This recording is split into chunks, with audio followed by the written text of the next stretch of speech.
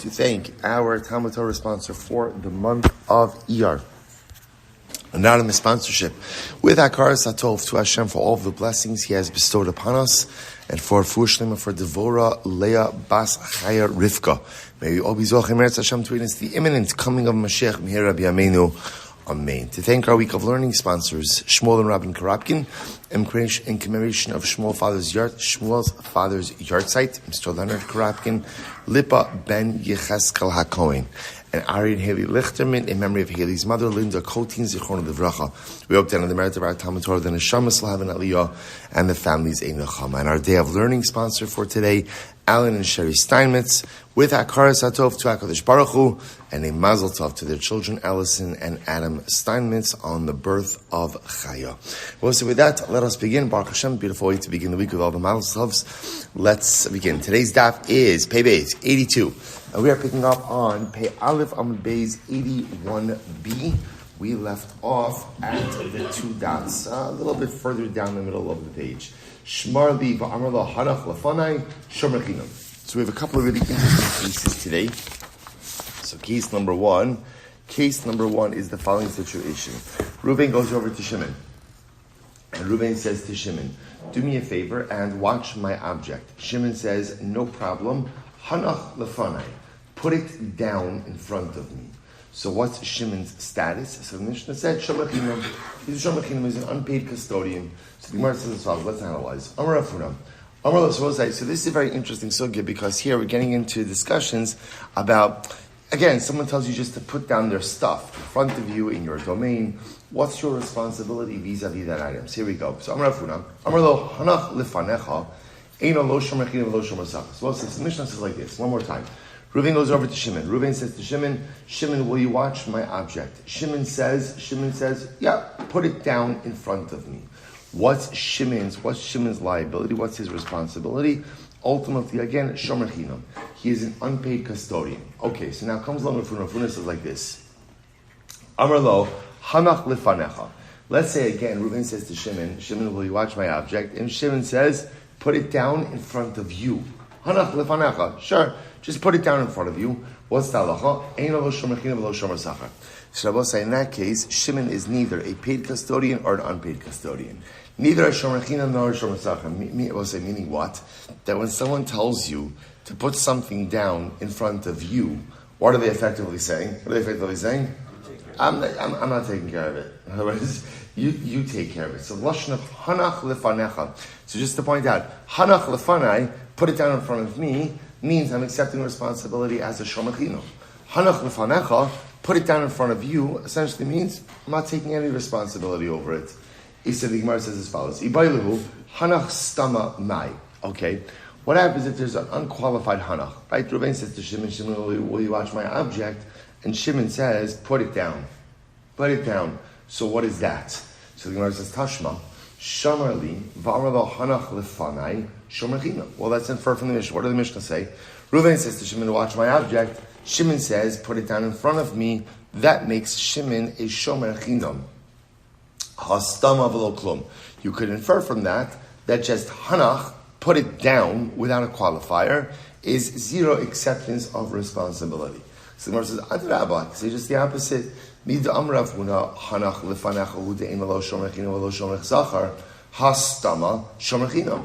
I can make the opposite inference. What was the other case? What was I? The other case was, Reuven says to Shimon, watch my object, and Shimon says to Reuven, put it down in front of you. So put it down in front of you, what do we understand? Shimon is not accepting any responsibility. So we'll say what you can infer from that is, hanach, just put it down stam, maybe is the assumption of basic responsibility of a shomer chinam. To which the Gemara says, you're right, Elo, mehad leka l'mash memine. So we'll say, I can't really resolve this from the Mishnah. So in other words, we can't bring a conclusive proof from the inference of the Mishnah, so we have to look elsewhere. So we'll say, just to understand where we're up to right now. Here's what I know. Right? Reuven says to Shimon, watch my stuff. Shimon says, hanach lefanai, put it down in front of me. Put it down in front of me means he's a shomer chinam. By the way, we'll say, what would make him a shomer sachar? Vayichem Shimon Sachar is if Shimon would say, Reuven, give it to me. Right? If Shimon were to take it, then, again, not totally, but potentially, I'll make him a Shimon Sachar. But the Lashon of Hanach Lefanai, put it down in front of me, that's definitely, that's Shomer Chinam. Hanach Lefanecha, put it down in front of you, that's zero assumption of responsibility. Our Shaila is Hanach, put it down. So we're saying, maybe it's Machlokes Tanai. Here we go. Im Hechnis Birshus Balachas Rechai. So we'll say, now, interesting case over here. So we'll say, so what happens? Reuven goes into Shimon's field, right? And in Shimon's field, either Reuven's, let's say Reuven brings his ox, and his ox is damaged. Or Reuven puts down his utensils in Shimon's field, and they're damaged. So now, damage happens to Reuven in Shimon's property. So what's going to be the Shaila? The Shaila is going to be, what level of responsibility does Shimon have for damages that Reuven incurred in his property? So the Gemara says it's simple. It's not simple. If ultimately, again, Reuven entered into Shimon's rishus, he entered into Shimon's domain with Shimon's permission, then Baal Chotzer Chayiv. Then Shimon's going to be Chayiv. Shimon's going to be Chayiv. So we'll say, so the logic of the Tanna Kama seems to be like this. When you invite someone into your property, that comes with what? Full assumption of responsibility for the welfare and safety of that person and their property. So in other words, also what that means is when you give permission, again, when you give a person permission for something, you're taking responsibility for that individual. That's the Tanna Kama. Rebbe says, now by the way, if you look at Rashi says over here in Hechnis Birshus. It's towards further up on the page in Rashi, probably about 10 lines down in the short lines. In Hechnis Birshus, Mishnehi b'perek shor shenagach hasapara bekedar shehechnis kiderosav. So Reuven is a potter, and Reuven brings in his pots, right? V'shavran shorosh al balabayis. And when Reuven is in Shimon's domain, Shimon's shar goes ahead and damages Reuven's property. O hechnis shoro v'nagcho shorosh al balabayis. Or for that matter, again, Reuven brought his shar into the domain into Shimon's chaser, and Shimon's shar guard Reuven's shar. Rashi says, Benisko, Dichi Amarle all the interlecha ka Amarle, Vuadin Hanach Stama B'Shok. So we'll say, when Shimon says to Reuven, come in, the way the Tanna Kama is understanding that is, Shimon takes full responsibility. And therefore, again, if Reuven is damaged, Reuven's ox is damaged, Shimon is going to be fully liable. Now, I will say, so just to keep everything together, according to this approach, when Reuven goes over to Shimon and Reuven says, Shimon, watch my object, and Shimon says, Hanach, put it down, that would be the same thing. That would be the same thing as saying, enter my property. Full assumption of responsibility. Rabbi on the other hand says, Bekulam inu chayiv achi yekabel alav balabayis l'shomro. Rabbi says no. Rabbi says that an invitation to enter is not the same as assumption of responsibility. That again, when Reuven says to Shimon, can I come into your field? And Shimon says yes, Shimon is essentially saying what?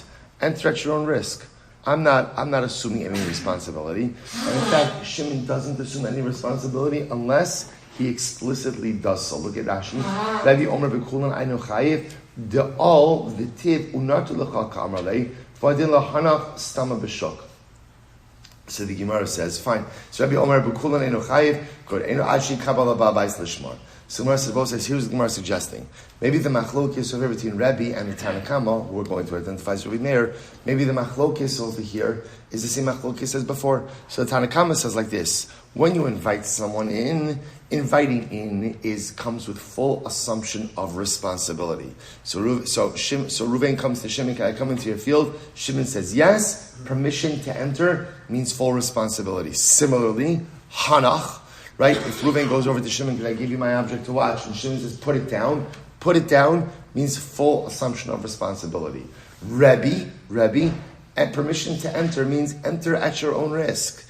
The Balabayas Shimon doesn't take responsibility unless, of course, he explicitly articulates assumption of responsibility. So too, when Reuven goes over to Shimon and says, Shimon, will you watch my object? And Shimon says, put it down. Put it down means what? Put it down means put it down. You can feel free to put it down. But that's about it. I'm not assuming any level of responsibility. So the Gemara is suggesting that these two machloksim are aligned. Two Gemara says, maybe not. Mimai. Dilma ad kamo kami rabbanon hasam Ela b'chatzar de basna turihi. Shleima will say, maybe it's different. When, in the case of the chatzar, right, when Reuven goes over to Shimon's house, and Shimon gives Reuven permission to enter, the reason why, according to the Rabbanan, we assume that permission for entry comes with full responsibility, right? That Shimon takes full responsibility for Reuven is because a chatzar, by definition, is a guarded area. Basna turihi. And therefore, when Shimon says to Reuven, come in, the invitation comes with the assumption of responsibility for safety. In other words, a chatzar by definition is a private area. So when you invite someone into a private area, it's normal to assume that they're guaranteeing or they're allowing not just for your entry, but also for your safety and the safety of your property as well that enters along with you. Shukalav barnaturihu. I will say, but again, in the case, right, when Reuven is coming over to Shimon and the Shuk, and he's saying to Shimon, "What can you watch my stuff?"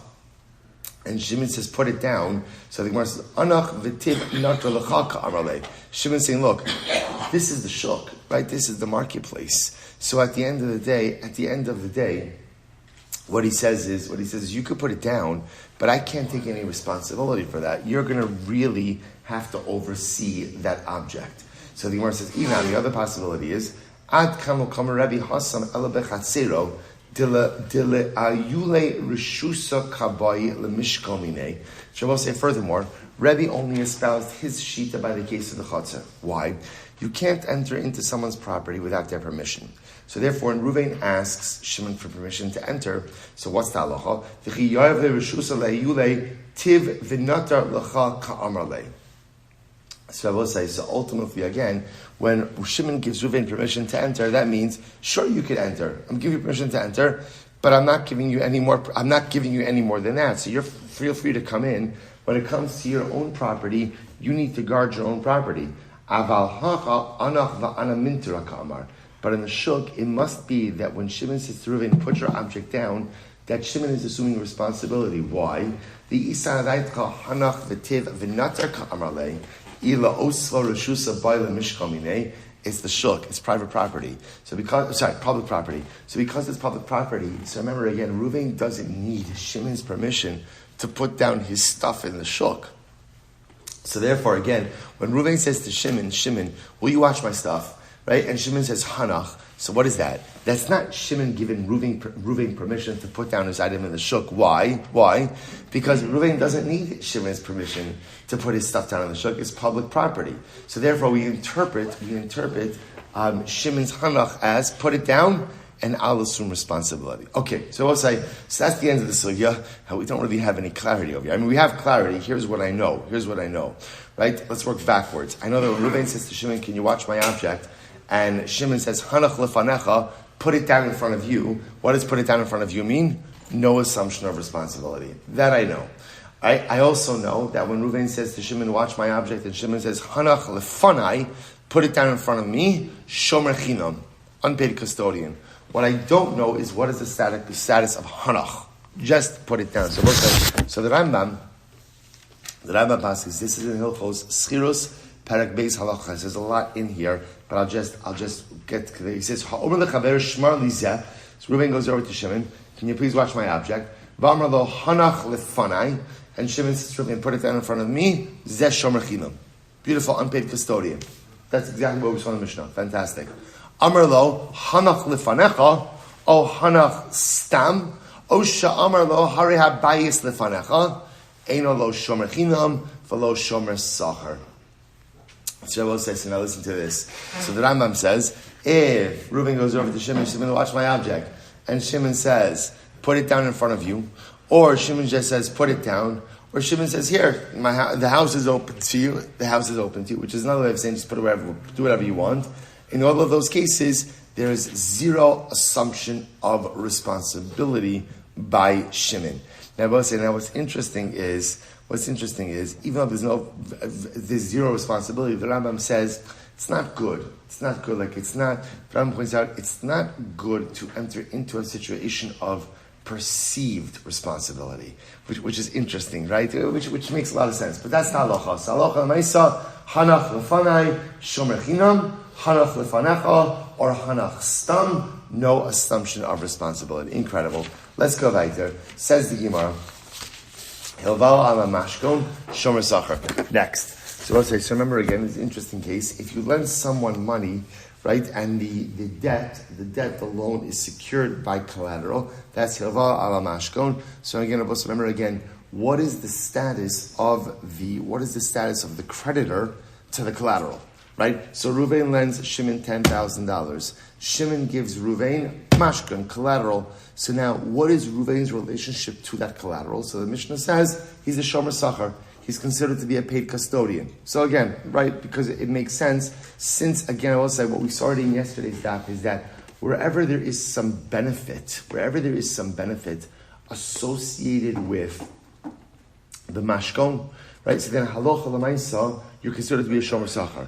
So in this case over here, remember again, the benefit that Ruvain has is that the mashkon secures his debt, his repayment. As such, he's considered to be a shomer sachar. Okay, so let's analyze. So the Gemara says, Rabbi Eliezer. Our Mishnah does not reflect the view of Rabbi Eliezer. Why not? The Sanya, very interesting case. Hamal ve'es chavera ala mashkon. So we'll say Ruvain lent Shimon $10,000 and it's secured by collateral. Va'avad hamashkon. And we'll say now what happens if Ruvain loses the collateral? What's the halacha? Yishala. So again, Ruvain has to take a shvuah. He has to swear. He has to swear that he was not negligent, that there was no pshia. He swears that he was not negligent, and I will say after that oath, he is entitled to repayment of his debt. This is Rabbi Eliezer. I will say, take a look at Rashi. Yishava shelo pasha the shomer chinam hu alav de'ein adam notal mashkon legavayna elalios patuach b'ma'osav shelo yuchal lichbar uli olam shomer chinam hu alav shem avad yigba mimakom acher. So this is incredible. Rabbi Eliezer says like this. Let's work backwards, right? Well, actually, let's work forwards. Rabbi Eliezer says like this. Ruvain lent Shimon $10,000. Shimon gave Ruvain collateral. Now Ruvain lost the collateral. So what's the halacha? He goes to Beis Din. He swears that he was not negligent. And now what's the halacha? He's entitled to go ahead and collect the money, collect his debt. What does that show you? According to Rabbi Eliezer holds that halacha l'maisa, the creditor, Ruvain, is a shomer chinam on the collateral. Because just remember again, a shomer chinam is pater as long as he's not pushed, as long as he's not negligent. So therefore halacha l'maisa, the creditor is considered to be a shomer chinam. Now both say, now what's the logic that he's a shomer chinam? So Rashi points out, according to Rabbi Eliezer, and we're going to get into this, a collateral is not looked at as a source of repayment. That's not the point of collateral. They will say, what's the point of collateral? The point of collateral is that the borrower should never be able to renege on the debt. That should he say, I didn't borrow any money from you. So again, creditor can say, you didn't borrow any money from me. So how is your, whatever it is, how is your object in my possession? So it serves really primarily as a proof of debt. It's not looked at as a source of repayment. And therefore, halacha l'maisa, creditor is considered to be a shomer chinam. That's Rabbi Eliezer. Rabbi Kiva says, Yochel lomar lo klum hilvisani ela ala mashkon avad amashkon avad ma'osecha. So Rabbi Akiva says that the borrower could say, what are you talking about? Right? This collateral was to be a source of repayment. The only reason you lent me the money was because of the collateral. Therefore, if you lost the collateral, I'm sorry, you lost the debt. Take a look at Rashi. Actually, no, not yet. Sorry. So we'll say, so fundamental machlokes over. So which means, so again, you lost the collateral. Rabbi Eliezer says, okay, you lost the collateral. Swear that you are not poshea, you are not negligent, and you could collect the debt. Shomer chinam. Rabbi Akiva says, what are you talking about? The entire debt is made based on the collateral. That's the whole chap of collateral. Collateral is not just the proof that a loan occurred. Collateral is a source of payment. So therefore, again, if you lose the collateral, you lose the right to collect the debt. Okay, so we'll say, now watch this. Aval, but this qualification. Aval hilvo elav zuz b'shtar v'yeniach lo mashkon alehem. We'll say, what happens if Ruvain lent Shimon $10,000, but again, the debt is recorded in a document. Divrei hakol avad hamashkon avdu ma'osav. Everyone agrees that if you lose the collateral, you lost the money. Now we'll say, now what's the chap? Because where there is a shtar, where there is a document, then what? then what? Then I don't need the collateral to serve as a proof that the loan occurred. See, I remember again, going back in Rashi before, the whole chap of Rabbi Eliezer, the reason why he said you're a shomer chinam on the mashkon is because he didn't look at the mashkon as a source of payment, right? Rather, he looked at the mashkon as a source of proof. This mashkon proves that a loan occurred. Therefore, the Gemara says, if you have a loan document, which is, in and of itself, the proof that the loan occurred, therefore, the only reason for a mashkon is what? Is as source of repayment. And therefore, in that case, if you lose the mashkon, so again, creditor loses the ability to go ahead and get repaid. Look at Rashi. Aval hival alav zuz b'shtar v'niach lo mashkon alayim divrei kol avdumo. So Rashi says the mashkon vada lego vayin l'shakol, because it's clear that you're saying in that case the mashkon was not being utilized as a proof, right? It wasn't the proof that the loan occurred, rather it was a source of repayment. The stam shtar yesh bo shibud karkos v'yesh lo mehechan ligvos ubatuach hu v'gam lichpor eni yachol da hakai shtara hilchach lav l'zikaron dvarim nakte. So it's incredible. So what's going on over here? So it says the Gemara. So the point over here, what do you begin to see over here? You begin to see over here that halacha l'maisa, again, the Mishnah made it sound like so pashut that if you write Reuven and Shimon $10,000, Shimon gets collateral that he's called a shomer sachar. The point the Gemara is making over here is that halacha l'maisa sees machlokes, right? The Gemara says over here that obviously our Mishnah doesn't reflect the view of Rabbi Eliezer, because Rabbi Eliezer holds that you're a shomer chinam on collateral. That's all the Gemara is just bringing up over here. You made it sound like a wrote say anytime, in general, anytime in life you make a statement that seems simple that everyone agrees with, right? You have to be careful with statements like that, because there are not too many things in life that everyone agrees with. So therefore, again, the Mishnah says, if when you have collateral, you are a shomer sachar on that collateral. The Gemara says, hold up. Not everyone agrees with that statement. Rabbi Eliezer is on record as saying that you are only a shomer chinam on collateral. That's all that's happening over here. Says the Gemara, afilu tema Rabbi Eliezer. The truth is, our Mishnah could even reflect the view of Rabbi Eliezer. How so? V'lo kasha, it's not a contradiction. Kan shemashkana b'shas hava also. Kan shemashkana shelo b'shas hava also. We'll say, very interesting. Maybe the creditor's relationship to collateral depends on when he's receiving the collateral. Isn't this interesting? In other words, we'll say, watch this. When you receive collateral, look at Rashi this moment. Kan shemashkana b'shas hava also, Rashi says, Ka'amar Rabbi Eliezer shomer chinam u'masisen kishemashkana shelo b'shas hava also. Okay,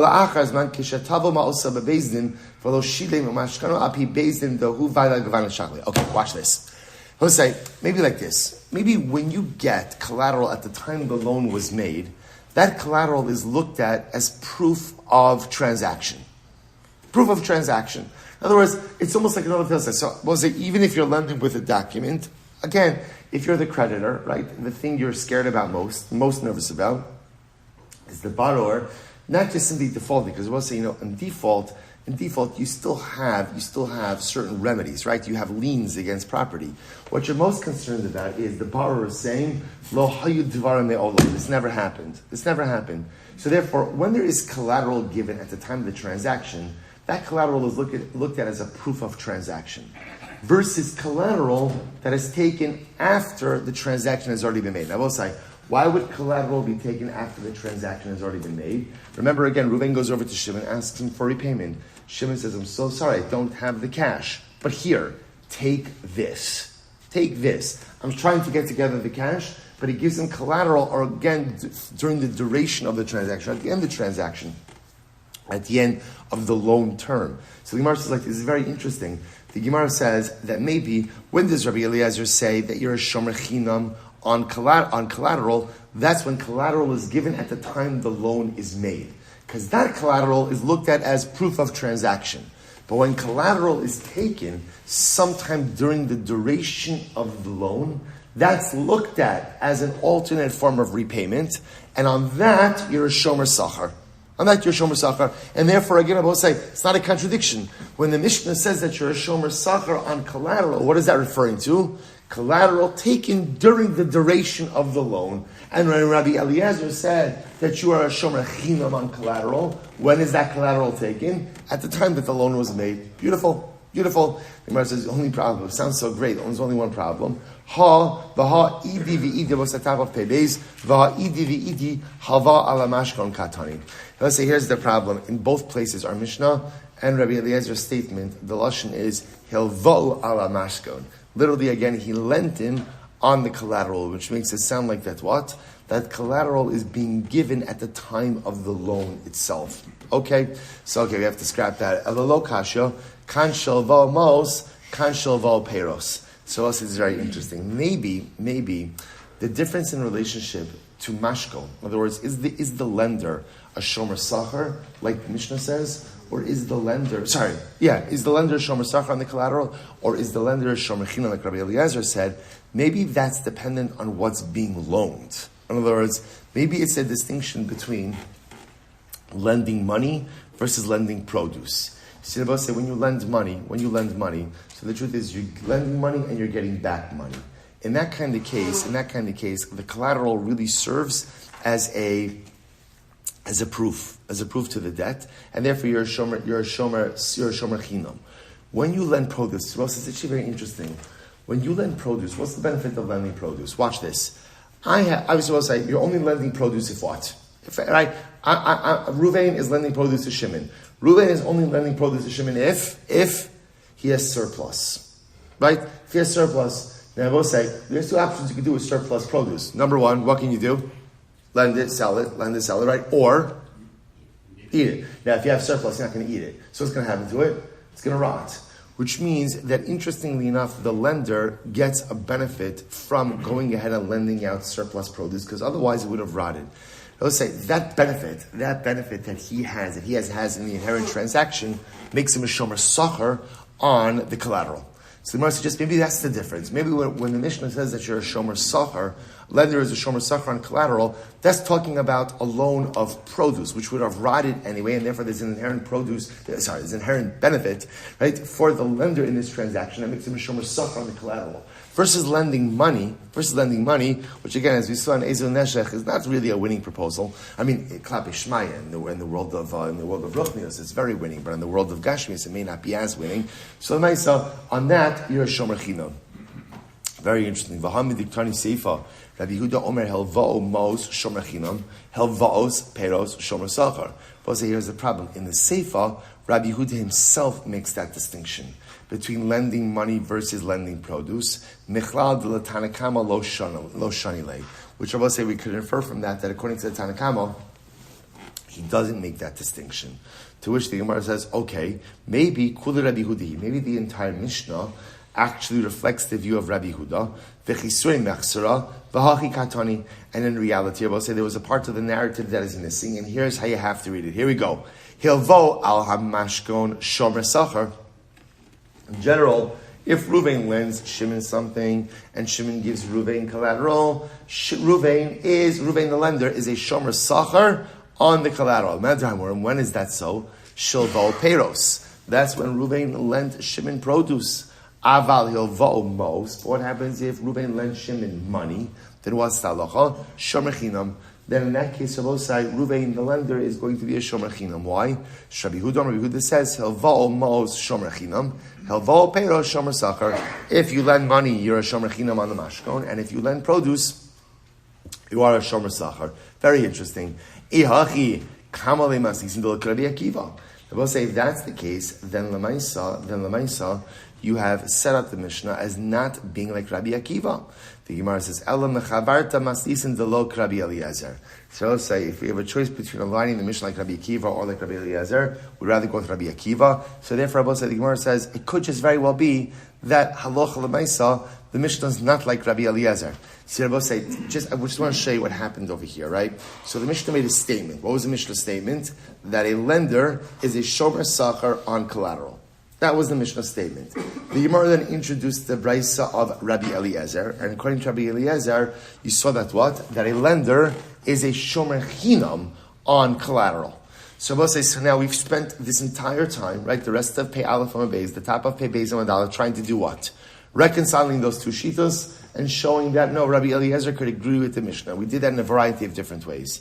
It's interesting to say that the Gemara comes full circle, and what's the full circle of the Gemara? Two opinions. Two opinions. There is a disagreement. The Mishnah holds that the lender is a shomer china, a shomer sachar, a paid custodian on collateral, and Rabbi Eliezer holds that you're a shomer china. And both say it's two different opinions. I would say, by the way, what a tremendous Musar Haskell. Tremendous Musar Haskell.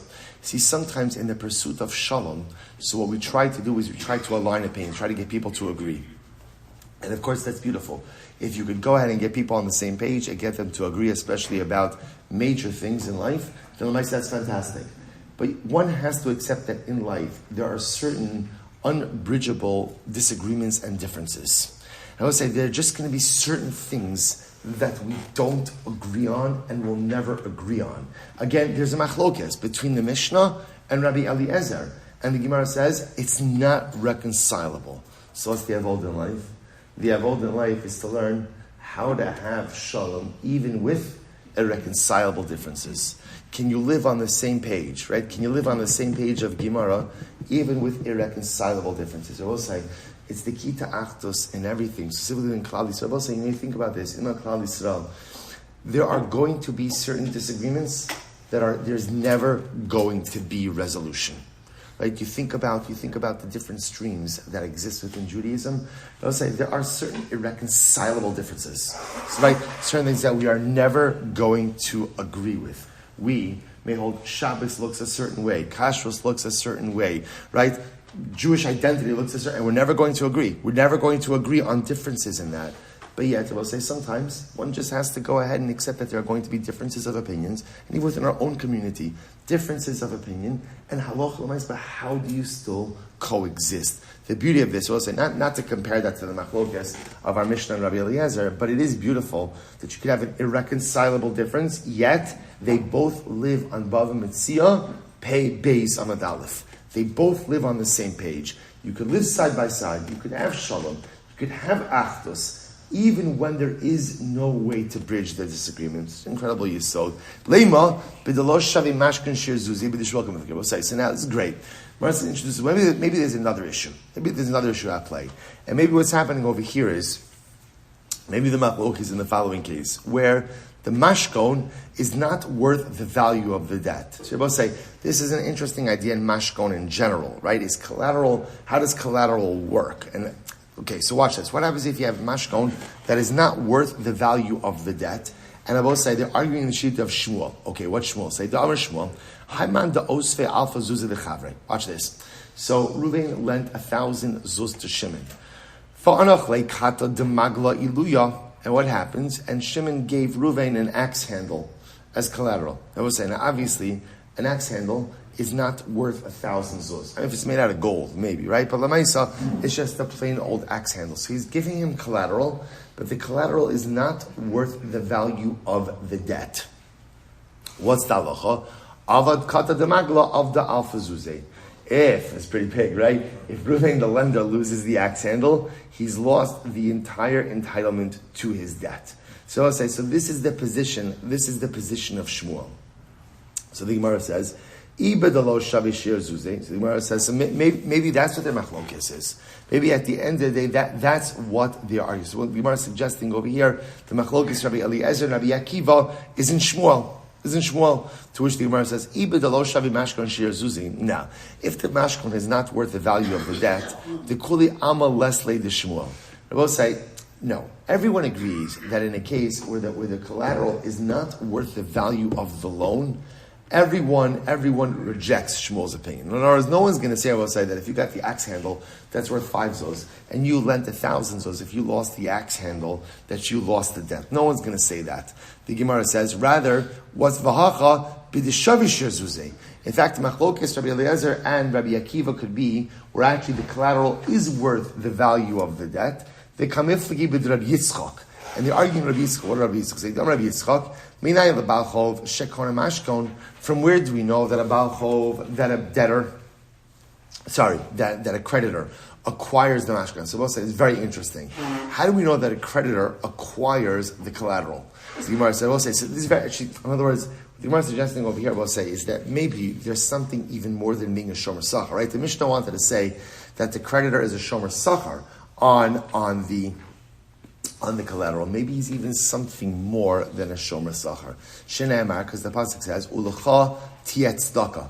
So Rav said it's actually incredible. So the halacha is, now, just to give you the context over here is as follows. Ruvain lent Shimon money, lent him $1,000. And what happens? And Shimon is poor, so what did Shimon give? What did Shimon give Ruvain as his collateral? His pajamas. So Shimon gave Ruvain his pajamas as collateral. So what does the Torah say? Torah says that every night you have to give Shimon back his pajamas so he could use them at night, and then the next morning he's going to give them back to you. That's the halacha. That's the halacha. So the Gemara says, and the pasuk says, Ulucha tiet tzedakah. And when you do this, when you lender do this is an act of tzedakah, an act of kindness and charity. The Gemara says, Im eina kona mashkon tzedakah minali. And I will say, now the fact that this calls this an act of tzedakah by the lender indicates to us what? That technically speaking, he doesn't have to do it. In other words, because the mashkon is his. So because the mashkon is his, if I'm the lender, the mashkon is mine, I don't have to give it back. I'm sorry, Shmuel, I have another pair of pajamas. I'm sorry. Not my problem. So the Gemara says, the fact that as a lender, you still do this, ulachati at tzedakah. That shows me that what? That ultimately, again, the object, in this case the collateral, is owned by the lender. Mikan labal pa'ov shekona mashkan. Maybe that's the machlokes Rabbi Eliezer and Rabbi Akiva.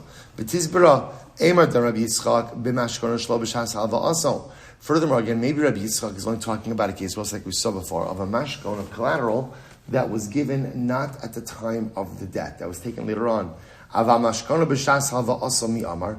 do you know that it's referring to a mashkon given at the time of the loan? Maybe a mashkon given at the time of the loan is, as we said before, just proof of debt and doesn't necessarily become the property of the lender. Ella mashkono shelo b'shas halva also kuli alma islay Rabbi Yitzchak. Rather, I will say, when the mashkon was not given at the time the debt was made, rather during some other time where collection was attempted, everyone agrees with Rabbi Yitzchak that the lender acquires the mashkon. V'hacha b'mashkona b'shas halva also or b'shomra aveda kamifli. All right, I will say. So rather, what are we arguing about over here? Rather, we're talking about over here. Maybe the machlokes is as follows: where mashkon was given at the time of the debt. So remember again, when mashkon is given at the time of the debt, that's where again we're unsure. Is that mashkon considered to be an actual form of repayment? Or is it considered to be just proof of debt? Okay, so keep that in mind. Ub'shomer aveda kameflagi. And they're arguing in the case of shomer aveda. Now, both say, now what's the case of shomer aveda? The itmar, shomer aveda. Now, both say, now, shomer aveda is exactly as it sounds, right? I'm walking down the street, I find a lost object. So, both say, so now what's the halacha? I have an obligation of hashavas aveda, right? Returning lost objects. So now I pick up the object, I take it into my house. What's the shaila? What's my relationship to that object? So the Gemara says, Rabba Amar Shomer Chinam. Rabba says that I am like a Shomer Chinam, an unpaid custodian. Rabbi Yosef Amar Shomer Sachar. And Rabbi Yosef says, I am like a Shomer Sachar, a paid custodian. I both say, now why would I be a paid custodian? What's right? So Rashi says over here, Shomer Sachar. Rashi says one word, mitzvah. Mitzvah. Now I will say, now what? Now, again, it's not what you think. It's not what you think that since I'm performing a mitzvah, right, that's my schar. No. It means something actually a bit more technical. It means like this. Osek b'mitzvah, pater b'na mitzvah. What I will say, right, we know there's the concept that when you're engaged in one mitzvah, you're pater from another mitzvah. So for example, I will say, let's say I find the object, and at the time that I find the object and I'm taking care of it, an ani, a poor person, comes and asks me for tzedakah. What's the halacha? Technically speaking, I'm pater. Since I'm involved in caring for the lost object, I'm pater from another mitzvah. They will say that patur from the secondary mitzvah actually results in what? A cash savings. I would have given $5. Now I don't have to give that $5. So I will say there is a financial benefit. So that financial benefit, the Gemara suggests makes me a shomer sachar. A shomer sachar, fascinating, no? So machlokes, shomer aveda, Rabbi says shomer chinam, Rav Yosef says shomer sachar. So I'll say, so just before we go on, Take a look at the Rashi that says V'hacha b'shomer aveda kamiflagi. The time of Rabbi Akiva mishum the shomer schar mitzvahu va'oseg b'mitzvah patam min mitzvah v'bay lo yoav rifta la'anya. Shabbos says, so the Gemara is suggesting over here that halacha l'maisa, the same machlokes Rabbi and Rav Yosef, it's the same machlokes Rabbi Akiva and Rabbi Eliezer. That ultimately, again, why does Rabbi Akiva hold that you're a shomer sachar on a mashkon? Because technically speaking, at the time that I'm watching over the mashkon, if an ani comes and knocks on my door, and obviously, it only works if you're actively involved in the mashkon, right? In other words, if the mashkon is sitting on my shelf, I'm not doing anything, you can't claim osik mitzvah. But for example, I'll give you a good example. If let's say again, Reuven lent Shimon $10,000 and Shimon collateralized his ox, and at the time that, and Reuven is feeding the ox, and an ani comes and knocks on the door, so technically speaking, Reuven could say, I'm sorry, I can't give you any tzedakah right now, I'm involved in taking care of the mashkon. Osik b'mitzvah patam min mitzvah, that represents a cash savings, and therefore Allah l'mais is a shomer sachar. So perhaps that's why Rabbi Akiva holds that you're a shomer sachar, ultimately again on a mashkon. Why? What's the schar? What's the payment? The payment is I'm exempted from other mitzvahs. Rabbi Eliezer holds that you're a shomer chinam. That's what I was trying to align over here. Leima to Rabbi Yosef Tanaihi. Shows that perhaps the position ultimately again of Rabbi Yosef is a machlokes tanoim. Is a machlokes tanoim. To which the Gemara says, "Lo, b'shomer aveda dukoli alma isud Rabbi Yosef." We'll say ultimately again, when it comes to a shomer aveda, when you're watching over a lost object, everyone agrees with Rabbi Yosef that you are a shomer sachar. Everyone agrees with that. So we'll say, so once again, so what's going on over here? V'hacha amen beis, v'hacha b'milva sarech l'mashkon kamiflagi. B'malva sarech l'mishkon kamiflagi. We'll say, rather, what's the case over here? It's very, very interesting. So we'll say, up until now, we've always looked at the mashkon as one of two things: either a proof of transaction or a potential source of repayment. The Gemara introduces a third possibility. Maybe we're talking about a case of where it's true. Reuven lends Shimon $10,000. Shimon gives Reuven a mashkon, but Reuven needs the mashkon. Look at Rashi. So ultimately, so we're talking about over here where the lender himself needs the collateral. So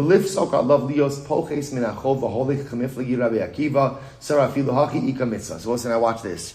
So now we're dealing with the following case. Reuven lent Shimon $10,000. Shimon gave Reuven collateral. So just to give you a good example, right? Shimon collateralized his ox. Reuven needs the ox. Reuven has a field that needs to be tilled, and Reuven doesn't have an ox. So Reuven needs the ox. So now remember again, going back to our Ezu Neshach days, right? Is Reuven allowed to use the ox to till his field? Is he allowed to use the ox?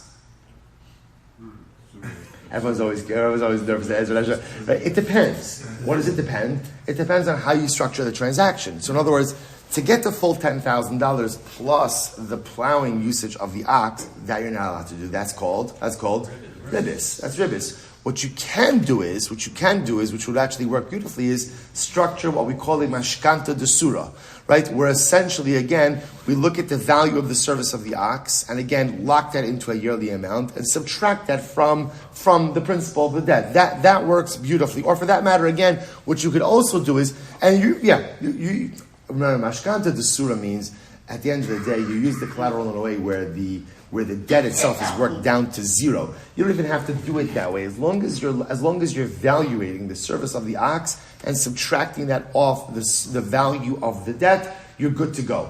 Shabbos says, so now, what do you do in a case like this where the lender needs the collateral?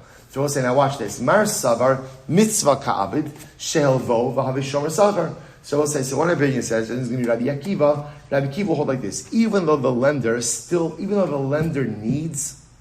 the mashkon, at the end of the day, he's performing a mitzvah. Now we'll say, what mitzvah is he performing? He's performing the mitzvah of lending money. Lending money is a mitzvah, and again, because he's still lending. See what I'm saying? Rabbi Akiva saying, even though Reuven needs the ox, it doesn't take away from the fact that he's still performing the mitzvah of lending money. So he performed the mitzvah of lending money, and therefore, again, I will say, then what? Osek b'mitzvah patam min mitzvah. So if at a time when he's taking care of the collateralized animal, right, and Ani shows up at his door and says, "Can I have $5?" Reuven has the ability to say, "I'm so sorry, I can't help you right now." Osek b'mitzvah patam min mitzvah. Therefore, again, he's still a shomer sachar on the collateral, even though he needs the collateral. Omar savarlag mitzvah ka'avid shalahana asa miskavein v'hamar shor mechinam. And the other opinion, i.e., Rabbi Eliezer will say no. In this case where he needs the collateral, so we'll say, therefore again, this is a self-serving act. He lent the money. So we'll say the way Rabbi Eliezer is looking at this is, why did Ruvain lend Shimon the $10,000? Because Lamai said it's a nice way to help out, but what may be really driving him is the ability to get the use of the collateralized animal. So therefore, again, Rabbi Eliezer will say, therefore it's not a mitzvah. So because it's not a mitzvah, if an ani shows up while Ruvain is taking care of the collateral, what's the halacha? Ruvain still has to give him tzedakah. We don't say osek b'mitzvah in a mitzvah because you don't look at Ruvain as being osek in a mitzvah. Why not? Because he's doing this is all being done for his own motivations, for his own benefit. Therefore, again, he's a shomer chinam on the collateral. So we'll say it's a very, very interesting way to frame this. Also interesting to see how perhaps the entire essence of a loan transaction changes when the lender dafka wants to use the collateral. According to Rabbi Akiva, the act of the loan is still termed a mitzvah because you lent another yid money without interest. Right? According to Rabbi Eliezer, no, once it's really for your own motivations, that's no longer a mitzvah. It's nice, but it's not a mitzvah. Nafkamina, right? Significant practical difference. Can you claim osik b'mitzvah patam in a mitzvah when caring for the mashkon? According to Rabbi Akiva, yes. According to Rabbi Eliezer, no. So we'll say halacha l'maisa. What now? We need one core piece of information. What's our one core piece of information? I just want to know one thing. What is the level of responsibility that a lender has for a mashkon? Right? Remember again, this whole thing, life was so good a couple of days ago because we had a Mishnah. What did the Mishnah say? That the lender is a shomer sachar on the mashkon. That was it. Now suddenly everything's been blown wide open, and we see that this is not as pashut as the Mishnah made sense. How do we paskin? So as I said, the Rambam says as follows.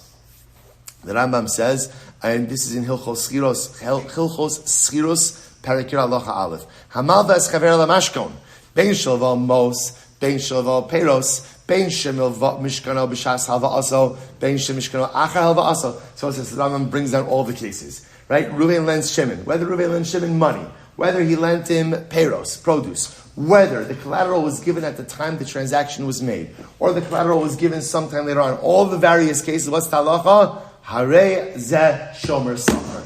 That's it. Just like the Mishnah. A lender is considered to be a shomer sachar, ultimately again on collateral. Whatever the loan item is, whenever the collateral was taken, halacha l'maisa shomer sachar. Now both sides. Now what is fascinating is obviously all these other cases do come up like shomer aveda, fascinating stuff. But for our purposes, halacha l'maisa, lender's relationship to the mashkon is a shomer sachar. Beautiful. Let's go back to Abba Shalom Omer. Mutal adam lahaskim mashkon shal ani lios pochi solech. So also now watch this. Abba Shalom brought down the last case in the Mishnah. Right? Ruvain lent money to Shimon. Shimon is poor. Shimon gave Ruvain collateral. So what is Ruvain allowed to do? Ruvain is allowed to take the collateral that he received from Shimon and rent it out to others and use that rental income to essentially pay down the debt. So really what's happening over here is Ruvain is helping Shimon to pay down the debt by taking Shimon's collateral and renting it out for others. Beautiful. So Abba Shalom says you can do this. The Gemara says, Amar Chanan bar Ami, Amar Shmuel, halacha kabashol. The halacha is a kabashol. Both say, now obviously this makes sense. Remember again, about saying in this case, Ruvain is doing a dual chesed, right? What's his dual chesed? Chesed number one is what? Chesed number one, he lends Shimon money. Chesed number two, he's helping Shimon with repayment by renting out the collateral. But just an important qualification, Va'af abashol lo Amar ella b'mara upasol v'kardom hoil v'nafesh igrai v'zutar pechsayu. Rabbi say there's one caveat. What's the one caveat? This only works with items, Rabbi say, that generate a good rental fee and have low levels of depreciation, right? Which makes sense. So you're talking about things over here like a shovel or like an axe, where again you could get good rental fees, but the item still remains intact. Obviously, if by renting it out the collateral is going to be significantly diminished, then you're not doing a tova for the ani, because then he's going to be left with nothing at the end of the day. Beautiful. Well, let's go back to Mishnah. This is a great case. Watch this. I'll say, Ruvain asks me to move his barrel from location A to location B. I do it. And what happens? I break it. Not pshia. Well, actually, let me take it back. I break it. What's the halacha? Bein shomer chinam, bein shomer sachar yishava. So we'll say whether I'm a paid custodian, unpaid custodian, what do? I swear, I take an oath that I was not poshea, that I wasn't negligent, and I'm out. I'm not liable. You hear this? You hear this? Whether I'm a shomer chinam or a shomer sachar, I take an oath that I was not negligent, and I am freed from further responsibility. Rabbi Eliezer Omer, Zeh v'zeh yishala. Rabbi Eliezer was very interesting. The wording over here is very interesting. So first of all, take a look at Rashi. Rashi says, Shalo pasha v'yipater. Gemara b'farish taima, amai pater, shomer sachar b'shvua, ha-belav p'shir nami chayiv, she'in za'ones, eleki gneva v'aveda she'krova ones. So we'll say, so now, again, this is inherently problematic. Because again, I understand why as a shomer chinam, I am freed from responsibility. But as a shomer sachar, why would I be freed from responsibility, even if it's not pshia? Okay, so I wasn't negligent. But I will say, but ultimately, again, a shomer sachar is still chayiv even for gneva v'avida. So I don't know. Okay, we'll see in the Gemara. Rabbi Eliezer says, zev ze yishava. So what's this fascinating verbiage over here? Rabbi Eliezer says, I agree that in this case, both the shomer sachar and the shomer chinam swear that they were not negligent. V'tamia ani im yecholin zev ze yishava. Rabbi Eliezer says, I know that this is the halacha, but I just don't understand why. In other words, I understand how a shomer chinam exempts himself through a shvuah. I don't understand how a shomer sachar exempts himself from it. Right? Remember, a shomer sachar is chayiv on pshia. Obviously, it was chayiv on pshia, but he's also chayiv for gneva v'aveda. Right? He's the only thing he's pater for is for ones. Is for ones. So Rabbi Eliezer is not disputing the halacha. He's just articulating how confounded and how befuddled he is by it. Okay, so let's analyze. Says the Gemara. Tan Rabbanon.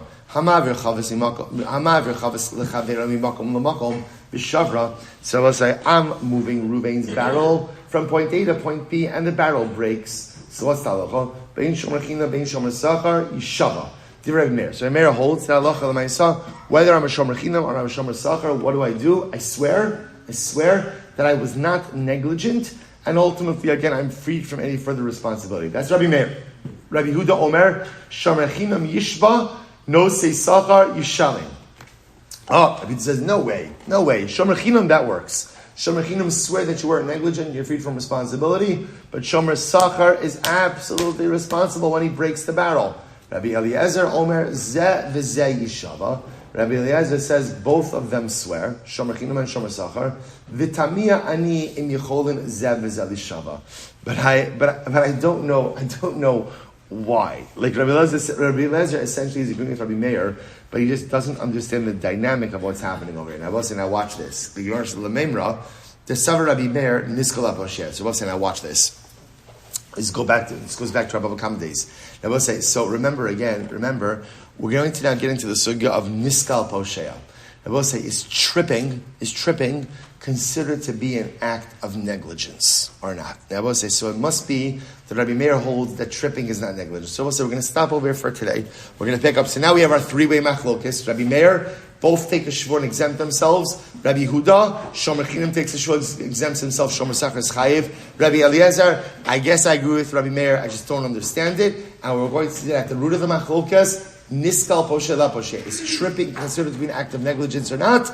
We continue tomorrow. Shkoyach.